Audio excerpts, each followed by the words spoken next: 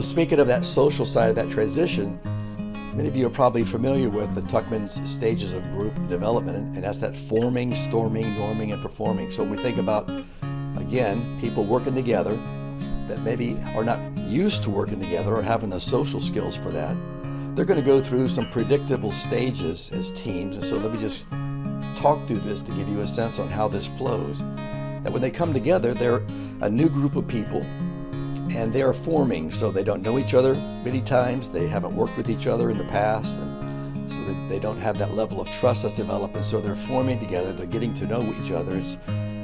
It's like a group of people that get together at a backyard party or at a church function. You know, they're all kind of looking at each other and, should I say what I really think? Or will they think I'm crazy? So people hold back. They don't share their opinion. They're more reserved. And so that's happening in teams as well. And then it moves from the forming stage to the storming stage. And the storming stage simply means they're having a little bit of conflict with some of the differences. And I don't mean conflict in terms of necessarily arguments, but conflict in terms of the impact on the productivity of the group as a whole. When we're in the storming stage, there can be open conflict of stress and arguments between people, or there can be hidden conflict. And what I mean by that is it's below the surface, but either of those have the same effect, in that it reduces the potential productivity of the group. A strong team is where each person's strengths compensates for the weaknesses of others.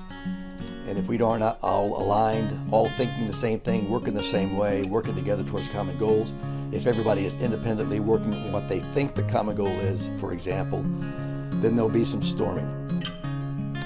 And then it moves to the norming, and that says now we've worked out some of the kinks, we understand each other better, we're beginning to work better, and then from the norming it moves to performing, and that's when we complete each other's sentences. We know each other well enough that we have a good sense of what people are feeling or thinking or doing because we've worked with them so long, and so trust is high. So just to think about that from a perspective of leadership, when the team forms, that says what we need to do is make sure that we create an environment where people can get to know each other and build trust quickly. We need to make sure there's good clarification on what people are working on, and that there's buy-in, commitment from each individual for what they're collectively working on. And in storming is that we help to identify where potential areas of misunderstanding are or misalignment are, and help them to have ways of working through that productively versus destructively. Good conflict to improve versus bad conflict to tear things down.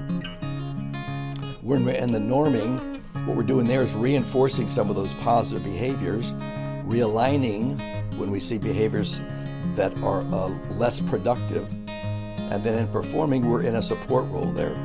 And teams can go through this stage. If you'll think about the model that we talked about with that team control, the teams can go through this stage as they mature, that maturity, their ability, their willingness. So let's talk about how this control maturity model overlays. That says, when we think about those phases of forming, storming, norming, performing, let's think about it from a maturity grid perspective and think about what leadership should be doing as a team grows. So initially, as a team is forming, as they're coming together, we're very autocratic. Our control is high. And what we're doing is we're setting expectations for them. We're giving them their common goal, and we are teaching them what it looks like to work together. So we've got them going through meeting drills. We're facilitating problem-solving meetings for them. We are showing them by our leadership what team management looks like, and we're having them by our autocratic leadership participate in that team process, so they're learning about teams.